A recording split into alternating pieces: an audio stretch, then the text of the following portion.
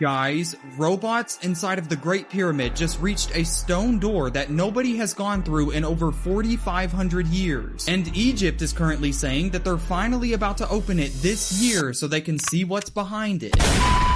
What's up, guys? Welcome back to Unreal Reality. Today, we'll be reacting to mysterious TikToks that might prove our history is one big lie. If anyone's new out there, please consider hitting that like and subscribe button so this video gets recommended to others. And with that out of the way, let's jump right into it. Guys, robots inside of the Great Pyramid just reached a stone door that nobody has gone through in over 4,500 years. And Egypt is currently saying that they're finally about to open it this year so they can see what's behind it. So actually, a few years ago, scientists scanned the Great Pyramid with cosmic rays, which are basically like an X-ray, and they found a hidden corridor that nobody even knew was there. They're saying that the corridor is about 30 feet long and it's actually sitting right above the main entrance. At the end of it, they're saying that they found a stone door that no human has ever walked through in history, and Egypt is finally going in this year to be able to open it. They already went and slipped a tiny camera through a gap that they found in the stones just so they could see the first look of what's inside. Guys, if you want to make sure that you do not miss it whenever they finally open that door, you need to make sure you go ahead and add me now because I'm obviously gonna post it. And whatever they find back there, they're saying that it could rewrite entire history for how the pyramids were built. If you want to make sure you do not miss it, again, make sure you add me now because I'm obviously gonna post it. I love how we're just casually popping the lid off one of history's greatest mysteries like it's a Tupperware container. If the back of that door has a Made in China sticker, I am done.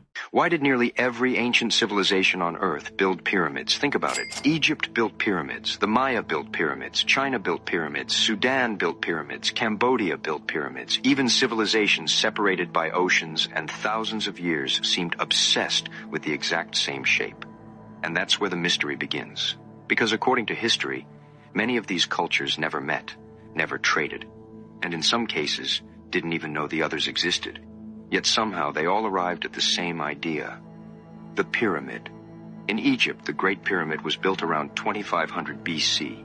At nearly the same time, the ancient city of Caral in Peru was constructing pyramids on the other side of the planet. Then there's Sudan, a country containing more pyramids than Egypt, and China has enormous pyramid tombs hidden near Xi'an, some as large as city blocks. But here's what makes it even stranger. Many of these pyramids were aligned with the stars, not with nearby cities, not with roads, the sky, almost as if ancient civilizations around the world were following the same blueprint, the same knowledge, or the same forgotten tradition. So the question is, did civilizations across the world somehow discover the same idea independently? Or were they all inheriting knowledge from something much older? I mean, unless there's some type of prehistoric worldwide group chat that we're all unaware of, the math is just too weird to ignore. But sure, let's go with coincidence. The biggest mystery in the entire fossil record is the doubling of the human brain size over a period of 2 million years. If we are 98.7% identical to simians, and there's only 1.3% differentiation, but you look at the simians, they have 48 chromosomes. We only have 46. Where did that change occur? Where did we get this new understanding? And how did we lose 2 chromosomes, even though we're 98.7% identical and behave just like them? There's been a change within our DNA and our structure. The Anunnaki story is all about gold. The idea was that they were going to suspend gold particles in their atmosphere in order to protect their environment, and that they took us and they created us from the hominids. The reason why that's so interesting is because gold is useless 10,000 years ago. Why do you need gold? No one needs gold. If you're surviving, if you're a hunter-gatherer, gold means jack shit to you. Why is it the #1 method of currency throughout all human beings, all over the world? Salt was what we used for currency in exchange for the gold. So where did the gold come? Why did we have an appetite for it if it wasn't placed into us? We weren't just digging for it. We were actively trying to drink it, hoping it would unlock some type of godhood from within, which sounds absolutely crazy until you see this. For thousands of years, advanced cultures around the world used gold as a medicine. The ancient Vedics created a gold ash called Swarna Bhasma. Medieval alchemists became obsessed with something called arum potable or drinkable gold. In Renaissance Europe, the physician Paracelsus declared that gold properly prepared could strengthen the heart and restore the body's vital force. By the 1700s, French aristocrats were paying fortunes for potable gold. Centuries later, when researchers looked at some of these ancient recipes, they found that these ancient alchemists were actually producing nanoparticle-sized gold clusters. This is sometimes incorrectly referred to as monoatomic gold or ormus. Currently, there are dozens of studies that show properly prepared gold nanoparticles can improve cognition, restore memory to an extent, and help increase the potency of stem cells. There are also countless examples of people poisoning themselves. Oh, they weren't just sipping for fun. They were chasing immortality, which is crazy because you'd think drinking heavy metals to restore vitality would be one of the quickest ways to meet your maker. Can someone please tell me why all of the bells were confiscated and destroyed during World War I and World War II? Were they? According to the mainstream narrative, we essentially confiscated all of the bells throughout Europe because it was the easiest way to get more precious metals for the crafting of ammunition. So of course we took down all of these amazing healing bells that were up at every single corner in Europe, and we used these bells to then craft ammo and off each other. Amazing, right? What an amazing agenda. Not only that, but all of these cities around the world during World War I and World War II were completely obliterated. Ancient architecture that has been standing for hundreds or even thousands of years, just blown to smithereens. Now, I honestly think that the events of World War I and World War II were designed to get rid of a huge portion of the population and also to erase our true history, to completely disconnect us from our roots and then bring us into the modern age. You see, after World War II, the entire global economy was restructured. Of course, the Earth isn't actually a globe, but you get my point. I made this video entirely for entertainment purposes only. Right, nothing says modernization quite like bulldozing the last 1,000 years of human progress. They didn't just rebuild the cities, they deleted the evidence of our entire past. They scanned it. Yep, the Russians scanned it. Kailasa Temple, if you have not been following this, buckle up. This doesn't just rewrite Indian history, it rewrites human history. Because in this ancient temple, they found tool marks that prove that we don't even have tools that could do this. Context here, Kailasa was not built, it was removed from the side of a mountain, meaning they could make zero mistakes here when removing 200 to 400,000 tons of rock. Crazy. And that's the first mystery. We don't know where any of that rock is. We also don't know when it was built. The main source of dating is land grants. So Kailasa Temple's right here. The first land grant was found on a copper plate 200 miles away. The second one was found even further away. That is all we are provided. The date would be useful to determine the tools used to make this. We know they had steel. India invented the steel that would later become Damascus steel. But in 1682, a Mughal emperor ordered 1,000 soldiers to destroy the temple. They had steel tools. Damage to the sculptures is extensive, and honestly, it's one of the most disrespectful things I've ever seen humans do. But there's a silver lining. It showed us just how hard the rock is to even chip. Even with modern alloys, we just don't have enough power. Basalt is hardened lava. That's a 6 on the Mohs scale of hardness. Steel barely makes a scratch in it. So these Russian dudes timed 3 different people and measured how much volume of rock was removed after a 10-minute period. This was measured using photogrammetry, and mind you, these marks look nothing like what we see on the actual walls. Result? If you worked 3 years straight, you could only remove a cubic meter of this stuff. But since Kailasa is unfinished, we actually have the witness marks, or tool marks. The penetration depth of that cut exceeds what hydraulic breakers are capable of. Those cuts show extreme levels of force were used, so how do we get big equipment in here, unless they didn't use big equipment? Not just very large tools, they had precision tools. The level of detail we see in basalt is comparable to much softer soapstone, which would require a diamond tip drill bit, using our perspective. So let's run this back. We've got flimsy dating. The time and manpower to create this are way off. We could build a great pyramid with the amount of rock that's missing from this place, and we don't know the tools they used to make it. In times like these, I do something crazy and listen to their history. Hindu tradition says this place was built by a dude called Vishvakarma. You should look into this guy, because one thing he can do is take solar radiance, measure it, reduce it, concentrate it, and convert it into divine tools. Now here's the thing, if you actually talk to a Hindu, none of them will even bat an eye if you suggest that they possibly had lasers back then. What we can for sure say about this place is that we don't know. Could they have had lasers? Maybe in a different form. I don't know. I'm just here to give you the tools to connect your own dots. Yeah, but dating a temple with land grants is basically like dating a skyscraper with a grocery list. If they didn't use heavy machinery, they definitely used something way more advanced. Why is the griffin the symbol of the legendary lost empire of Tartaria, found all over the United States? Everywhere. Look around.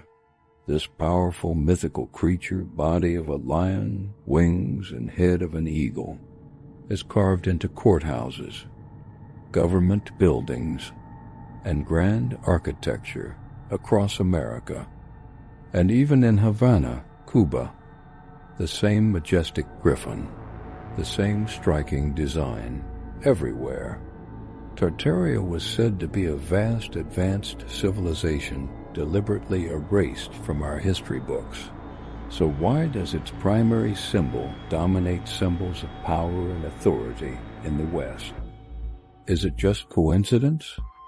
Random decoration from the 1800s? Or is it evidence of a hidden past, hidden in plain sight?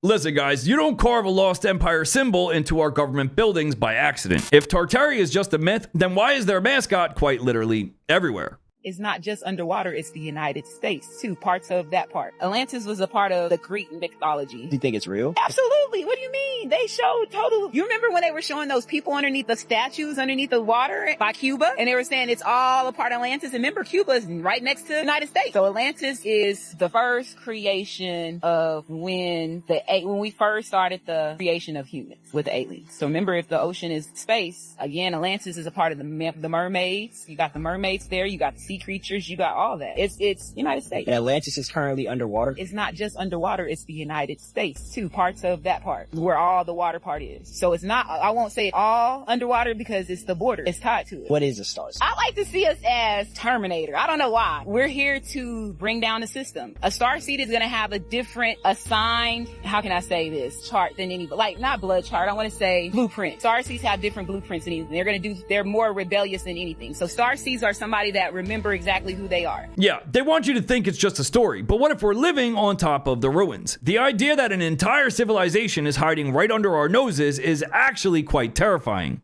This news report here is currently going viral on Twitter, or X. It shows two NASA employees who they are calling scientific illustrators or visualization specialists, basically artists. And their job is to take scientific data and create images of distant planets, black holes, nebulas, and entire galaxies. But if so much of what we're shown of deep space is an artist's interpretation, then how are we supposed to tell how much of what space looks like is actually real? I mean, most people assume that every colorful image that they see from NASA is literally the actual photograph, but many famous images are composites, color enhanced, or artist reconstructions based on scientific measurements. But when you look at these images, I mean, who's going to be able to know the difference, right? Because if you're already using artists to fill in the blank, where does the line between science and imagination begin? I mean, we're constantly told what planets hundreds or even thousands of light years away supposedly look like. How? Well, apparently scientists analyze tiny changes in light, radiation, gravity, and other data. Then artists, or visualization specialists, transform those numbers into stunning-looking worlds. And then those images become the illustrations that everyone remembers. So if we're accepting artist renderings for distant planets, what else are we accepting just because someone told us that's what the data means? But if we have all these satellites floating around in space, what do we need an artist for, period? Why can't we just take a picture? If we were able to call the United States from the moon in the 60s, surely we can just take a picture of a planet. No?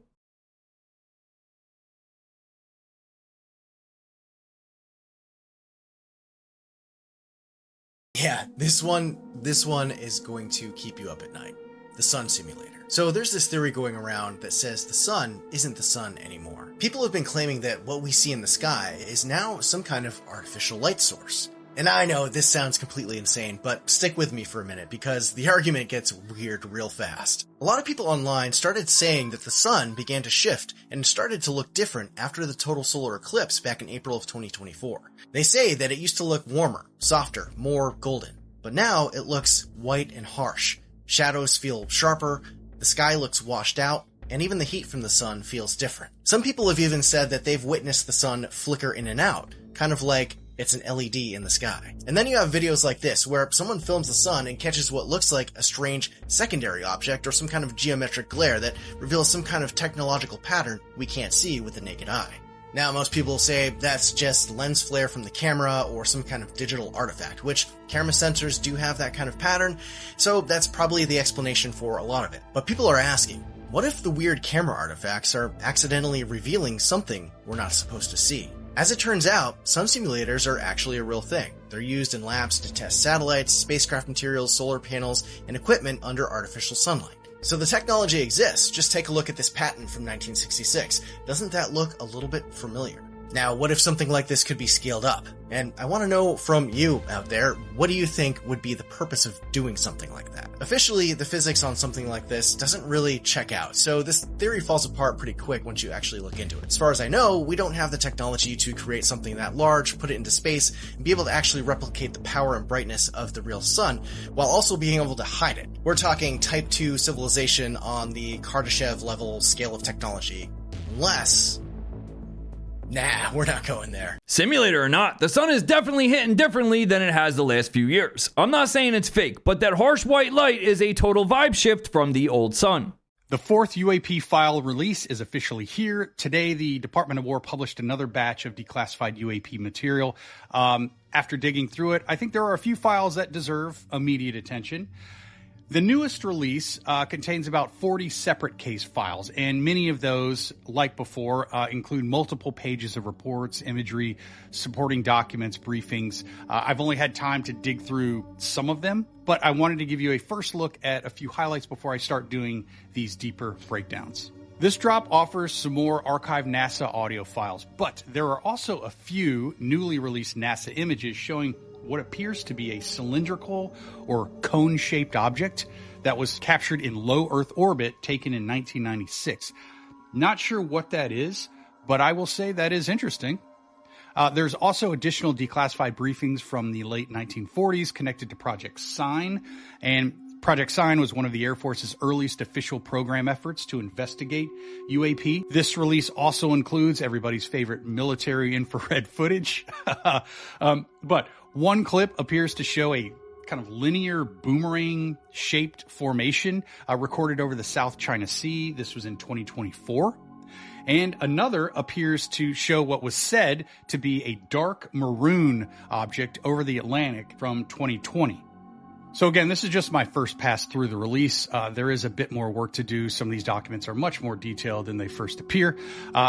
However, this is similar to the other releases in the way of the lack of context and data, especially with the video footage, but we will work with what we have. I will be doing individual deep dives into some of the more interesting cases over the coming days. There's definitely a few that seem to deserve a bit more attention. So stay tuned. I don't know, guys. After hearing about NASA CGI artists and sun simulators, I'm beginning to think that our reality is nothing but one big lie. They talk about communication with different aliens and different interdimensional beings. And that was being, not only were they trying to find the God particle to create black holes, to create new matter, to create new life, but they were opening up these portals and communicating with them. Dr. Astrid Stuckelberger claims that she had spoke with two former CERN physicists and that they had opened up portals underneath CERN. Like they had said that there's up to 17 different dimensions, which goes back to your Bigfoot, your Dogman. Are these interdimensional? Are they coming through these things?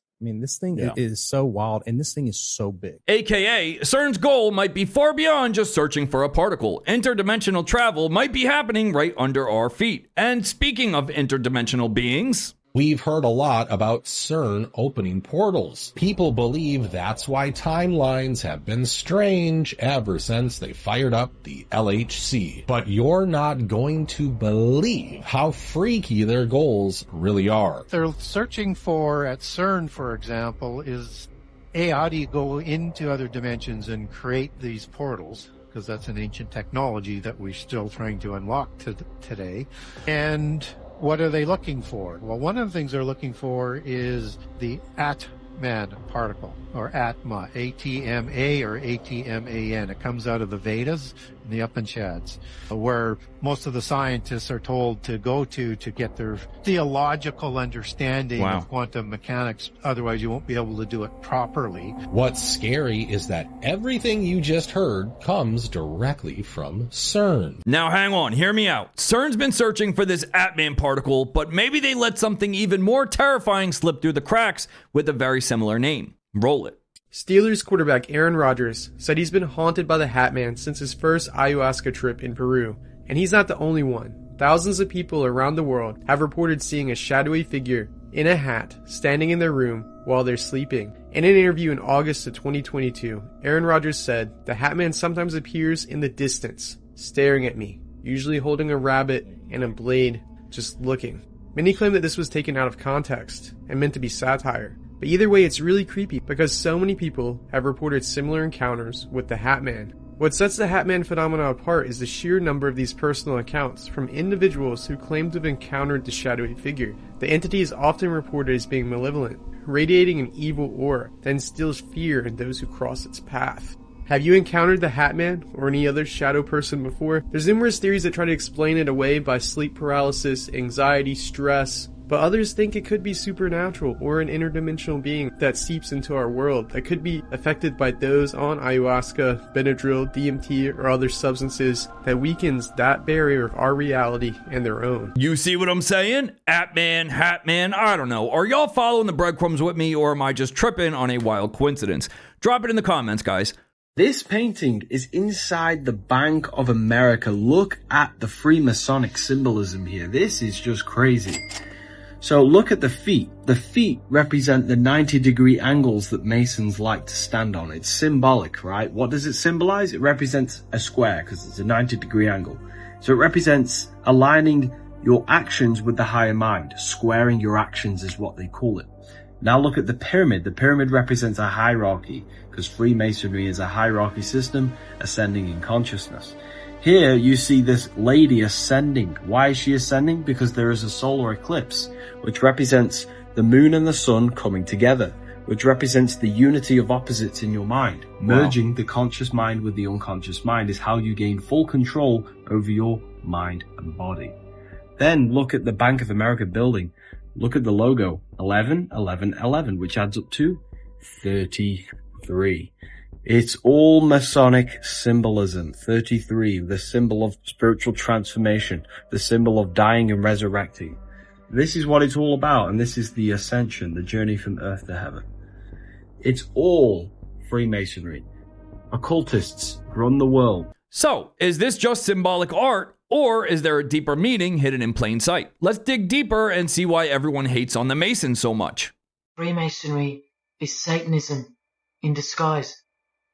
As one climbs the ladder of power in Freemasonry, each degree requires more barbaric acts from the initiate. From being humiliated and stepped on, drinking wine from a human skull, stabbing human skulls. And in one of the highest degrees, the initiate removes a blindfold to find a severed human head lying on the floor with a bloody knife beside it. He is instructed to take the knife in his right hand and the head in his left. Eventually, this leads the initiate to accept human sacrifice as a rite of initiation, which is the ultimate goal of this unholy hierarchy. Paul, who was named Freemason of the Century, wrote that Freemasonry is a religion, and that initiates are intentionally misled until they reach the highest levels. He wrote that Freemasonry is an outer organization concealing an inner brotherhood, one visible and one invisible. The invisible is dedicated to the service of a mysterious arcanum arcanorum. Freemasonry is Satanism in disguise.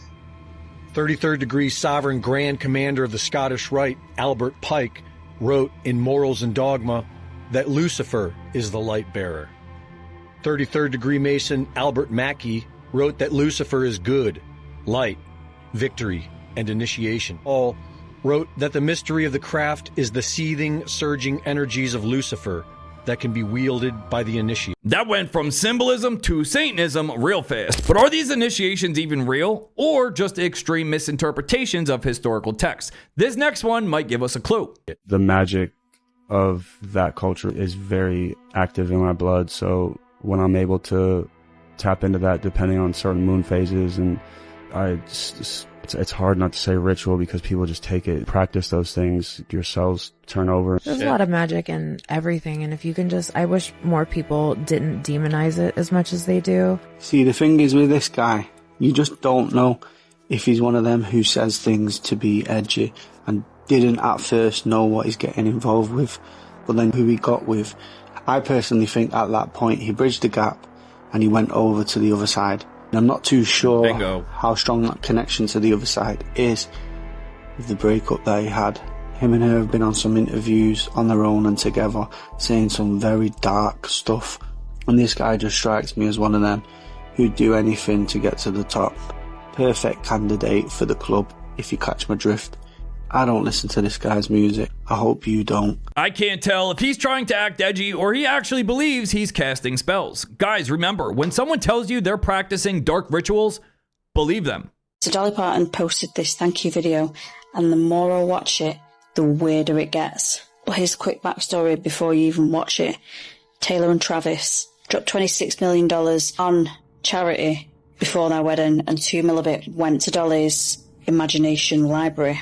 So she then posts this video to say thanks. Fine, except she says this. Hey, when you have your firstborn, can I have it? Because that is going to be one special baby. Strange thing to say on camera. But that's not even the part that people locked onto. Because right when she says her firstborn, Han does this. Hey, when you have first... And while we're here, doesn't she look unusually young for someone that's been around since the 60s? People in the comments aren't just talking about the hand sign. Some are saying this isn't even Dolly, that she's been replaced. It's just strange that she would do something like this. Maybe it's nothing. Maybe she ages well. Let me know your thoughts and comments down below. It's getting harder and harder to ignore the patterns, no matter who the celebrity is. Guys, I'm not saying she's a replacement, but that behavior is definitely not normal. There are vans driving around your city right now that can literally see through your walls, and no one told you. They're called backscatter vans, and yes, they're real. These unmarked police vehicles are equipped with mobile X-ray scanners that can see through buildings, car doors, and even into your home from the street. You won't hear them, you won't know they're there, and they don't need a warrant. This isn't science fiction. These vans have been used in major cities like New York, Miami, and Los Angeles. The technology was originally designed for the military to detect explosives overseas. Now it's being used here on civilians with almost zero oversight. The vans fire bursts of ionizing radiation, the same kind used in TSA body scanners. But this radiation is mobile, more focused, and aimed straight through solid objects. No law requires police to inform the public. No study confirms it's safe. And there's no limit on who or what they scan. Oh, that's nothing. You think a van is invasive? We have an entire network of flock cameras recording where you go, who you visit, and when you sleep. Roll it. You're saying flock does not track people, correct? Track people, that's right. And the hold their movements like you asked. Liar. They're not tracking people. But what do the Condor cameras do? They literally are designed to track a person, aren't they? Not to track a person, no. This is a flock camera known as a Condor. Unlike the Falcon license plate reader camera, you'll notice this does track the movements of people. Sure does. Whether or not it was designed to specifically track a person, you can see right now, in real time, no matter which way I move, the camera moves with me.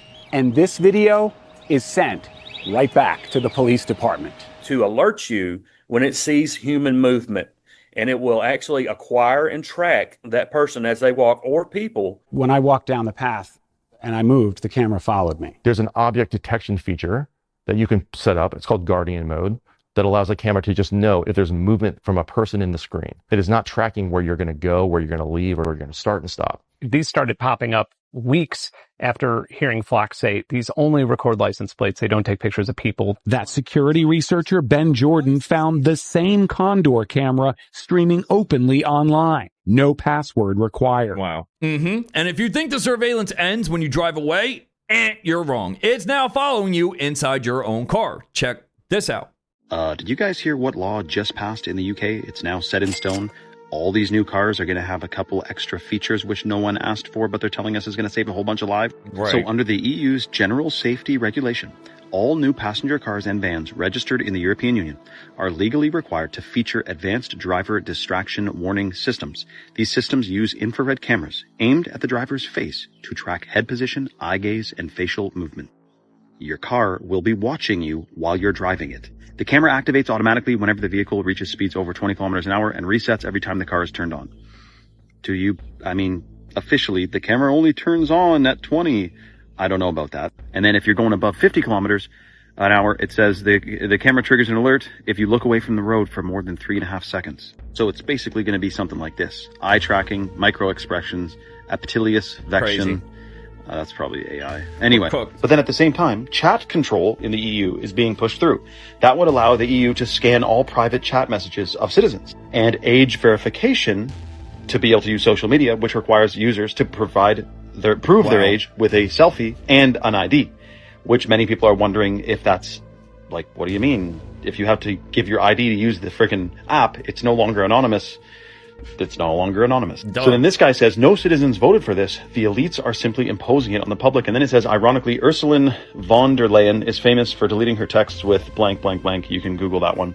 And he says, as always, such regulations come with staggering hypocrisy. The question is this about your safety and security, or is something else going on? Oh, that is straight up dystopian. Your car is quite literally now spying on you and reporting back to the police, all under the guise of safety. Yes. Here's your reminder that the internet is not wireless.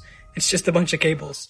Right now, there is over 900,000 miles of physical cables the thickness of a garden hose sitting on the ocean floor. They carry 99% of all data that travels between continents and roughly $22 trillion of financial transactions every single day. The Maria cable, owned by Microsoft and Meta, connects Virginia to Spain and carries 224 terabits per second. For reference, GTA 6 is about 200 gigabytes. You could download the entire game in 7 milliseconds, and in 1 second you can download GTA 6 140 times. That's roughly 16 million times faster than your typical home internet. Wow. And these cables break all the time, especially by ship anchors. In 2002, one cargo ship accidentally dragged its anchor and cut 3 of the 4 cables that connect US and Europe, and took out the transatlantic internet.